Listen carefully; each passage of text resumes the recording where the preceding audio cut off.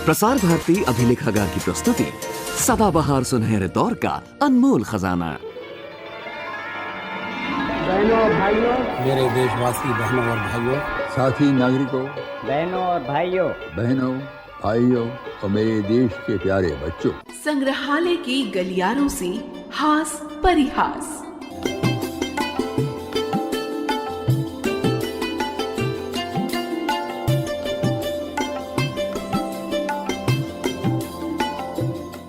दोस्तों, बचपन से हमारे अध्यापकों, माता पिता और बड़े बुजुर्गों ने हमेशा यही सिखाया कि झूठ बोलना पाप है और हमें सदा सत्य ही बोलना चाहिए।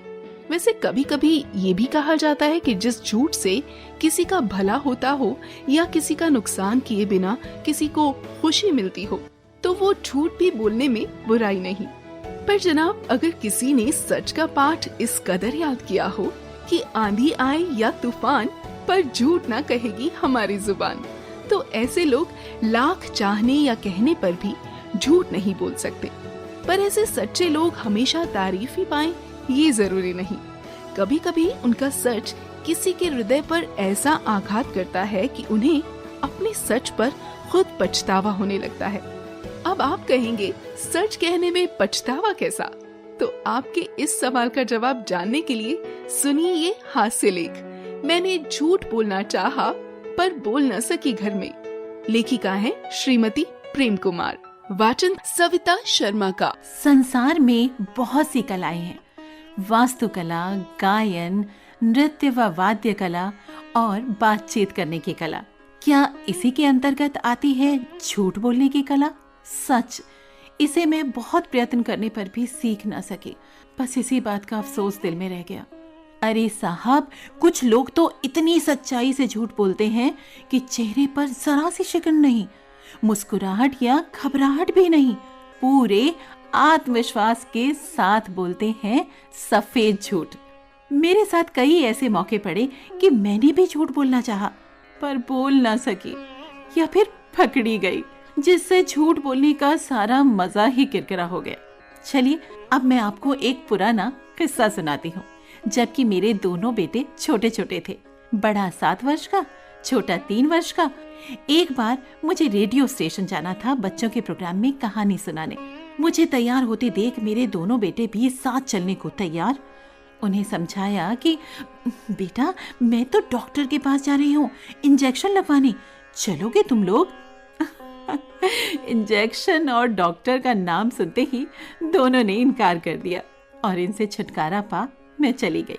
उन दिनों बड़े साहबजादे ने रेडियो खोलकर चलाना सीख लिया था। बस खोलकर बैठ गए रेडियो। जब मैं लौटी तो फौरन छोटा बोला, माँ झूठी। मैं हैरान। तब बड़ा बोला, हाँ हाँ, हमने सब सुन लिया है, आप रेडियो पर कहानी सुना रही थी, वही शेर वाली।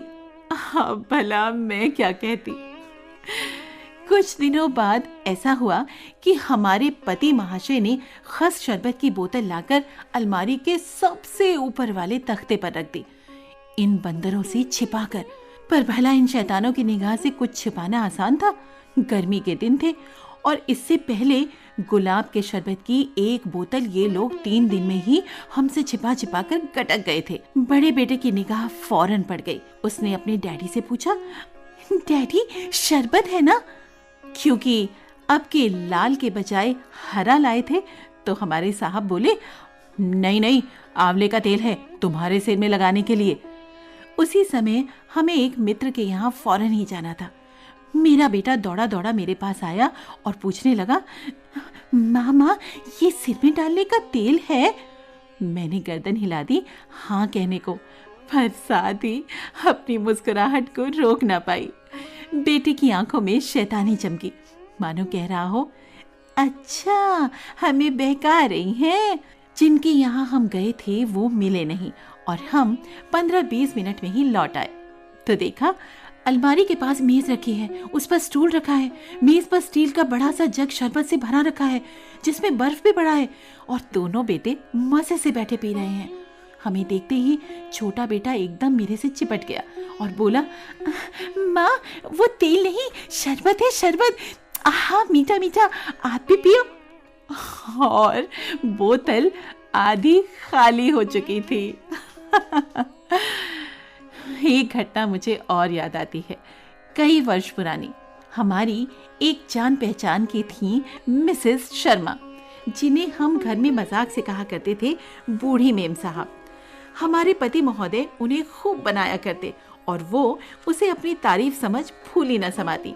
बड़ी फैशन पसंद थी मिसेस शर्मा और शौकीन, पर शऊर न था फैशन करने का। जब भी कोई नई साड़ी या जेवर लाती तो उसकी प्रशंसा सुनने आ जाया करती।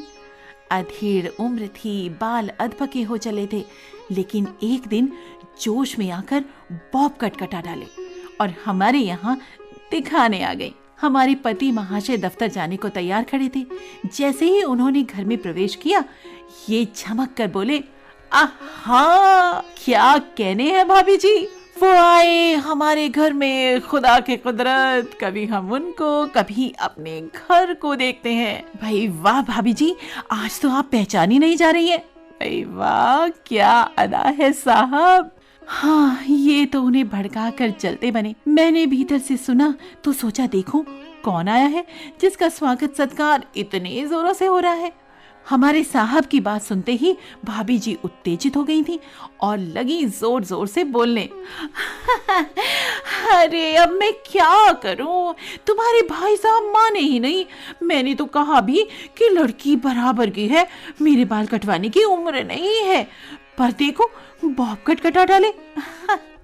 कैसी लग रही हूं मैं, सच सच बताना।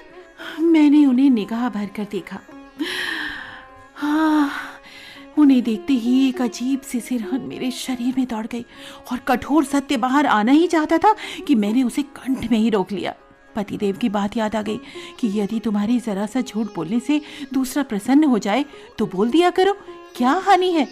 वो बार बार पूछने लगी, बताइए ना कैसी लग रही हूँ मैं। देखिए ना, ये गोगो गॉगल्स मेरे फेस पर जच रहा है ना, और ये साड़ी मुझ पर कैसी लग रही है। जी में तो आया कि सच सच कह दूं, पर मैं बोली, भाभी जी, साड़ी तो सचमुच लेटेस्ट फैशन की पहनी है आपने, और अब तो काफी स्त्रियां बाल भी कटाने लगी हैं। अच्छा आप ये बताइए ना, शरबत लाऊं या कॉफी। पर वो तो अपनी प्रशंसा सुनने आई थी। बोली, हाँ, ये चाय कॉफी का चक्कर छोड़िए, बस आप तो ये बताइए बाल ठीक कटे हैं ना। मैंने फिर कहा कि जब इतने मशहूर सैलून से कटाए हैं तो ठीक क्यों ना होंगे। आप इतनी दूर से आई हैं, कुछ से लीजिए ना भाभी जी। पर बूढ़ी मेम साहब तो अपनी प्रशंसा सुनने को बेहद उत्सुक थी। मैंने सोचा कह दूं आप बहुत जच रही हैं तो जान छूटे, परंतु जन्मजात संस्कारों ने फिर मुझे मात दे दी और मेरे मुंह से निकल ही गया, साड़ी या ये गॉगल्स खरीदते समय अपनी उम्र और रंग का ध्यान तो रखना ही पड़ता है भाभी जी। अब इन बालों को भी डाई करा ही लीजिए जब कटा लिए हैं, वरना आपका वो जूड़ा अधिक जोरदार लगता था। बस ये सुनते ही उनका सारा जोश गायब, चेहरा फीका सा हो गया। उठती हुई बोली, चलती हूँ, मुझे जरा मिसेस वसाक के यहाँ जाना है, जल्दी में हूँ, चाय कॉफी फिर पीऊंगी। मिसेस वसाक इन्हें खूब खुश रखती थी, क्योंकि शर्मा जी अक्सर उन्हें पिक्चर के पासेस जो दिलवा दिया करते थे।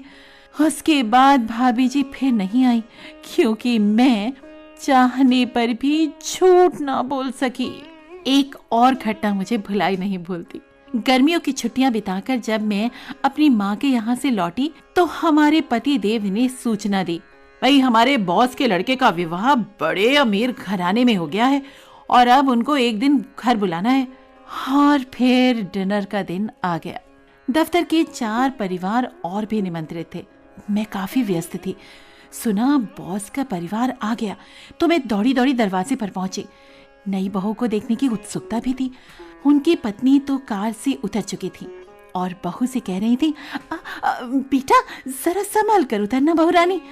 मैंने सोचा कोई नाजुक सी लड़की होगी इसलिए कह रही है, पर कार में से निकली सास से भी दुगने शरीर वाली, सांवले रंग की भौंडे नक्शों वाली, सजी सजाई वो स्थूल काय बहू। मैं आश्चर्यचकित रह गई। लड़का छरहरे बदन का, तीखे नए नक्श वाला आकर्षक चेहरे का इंजीनियर, और उसकी ये धर्मपत्नी नई नवेली पर 4 बच्चों की माँ जैसी भारी भरकम। खैर, मैंने उन्हें मुबारकबाद दी और सम्मान पूर्वक अंदर ले आई। सब निमंत्रित लोग उन्हें घेर कर बैठ गए, बधाइयाँ और बहू की प्रशंसा में जुट गए। मैं मेजों पर भोजन लगवाने लग गई, पर चलते फिरते बातचीत सब मेरे कानों में पहुंच रही थी। एक बोली, वाह बहन जी, बहुत सुंदर ढूंढ कर लाई हो, एकदम राधा कृष्ण की जोड़ी है। दूसरी बोली, अरे हीरे की कनी है, हीरे की कनी। मैंने गौर से उस हीरे की कनी की ओर देखा।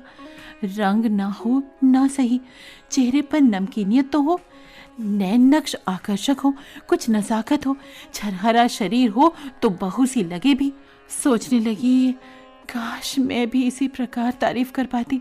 इतने में हमारे पति महोदय बोले, भाई हमारी भाभी जी तो जौहरी हैं, जौहरी इंसानों की, हीरे को परखना जानती हैं।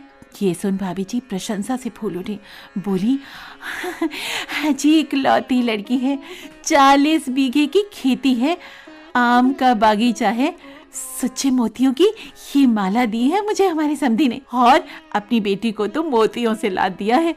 हमारे लड़के को मोटर भी दी है। कई वर्ष की जांच पड़ताल के बाद मैंने पसंद की है अपनी बहू रानी। बॉस की पत्नी की बुद्धिमत्ता की प्रशंसा से कमरा गूंज रहा था। मैं अपने कमरे में गई कि बहू की मुंह दिखाई तो ले आऊं। बॉस की पत्नी मेरे पीछे पीछे आ गई। बोली, आज तो तुमने बहुत मेहनत की है, इतना आयोजन किया है, काफी परेशानी हुई होगी। मैं बोली, नहीं नहीं भाभी जी, ये तो बड़ी खुशी का मौका है, भाग्य से मिलता है, परेशानी की क्या बात। तभी वो जरा फुसफुसाती हुई बोली, सुनिए, आपको बहू कैसी लगी? हमारा रवि कुछ खिंचा खिंचा सा रहता है, इससे समझ में नहीं आता कि क्या करूं। अब मेरे पेट के अंदर उथल पुथल मचने लगी। सच्चाई बाहर आने को बेचैन थी। सोचा कह दूं, लड़का तो अच्छा खासा है, आकर्षक है, फिर ऐसा क्यों? पर मुंह की बात मुंह में ही रह गई। तभी वो बोली, वो क्या है ना कि गांव में पलने के कारण इसकी आदतें कुछ फर्क हैं, इकलौते होने के कारण कुछ जिद्दी भी है। पर तुम्हें कैसी लगी? हाँ, मैं अपने को रोक ना सकी। मैंने कहा, देखिए भाभी जी, जैसी भगवान ने दी सब ठीक ही है। अब जब अपनी हो ही गई है तो अच्छी है, पर आपके बेटे के साथ कुछ जची नहीं। कहाँ वो आकर्षक, नाजुक, सुसम्य और सुसंस्कृत इंजीनियर, और कहाँ ये। बस ये सुनकर उन्होंने ऐसा मुंह बनाया मानो उन्हें कुनेन मिक्सचर की एक बड़ी सी खुराक पिला दी हो। देखकर मैं घबरा गई। अरे ये क्या, मैं फिर सच बोल गई। ओहो, कितना रोकना चाहा था अपने आप को। फिर मैं झट से बोली, अरे चलिए ना भाभी जी, बहू रानी की मुंह दिखाई तो कर दो। जबरदस्ती मैं उन्हें खींच कर वहां से ले गई। सबके विदा होने के बाद मैं सोचती रही कि काश ये झूठ बोलने की कला मुझे कोई सिखा देता तो मैं उसकी कितनी आभारी होती, और अक्खड़ और स्पष्टवादी जैसे विशेषणों से मुझे संबोधित न किया जाता।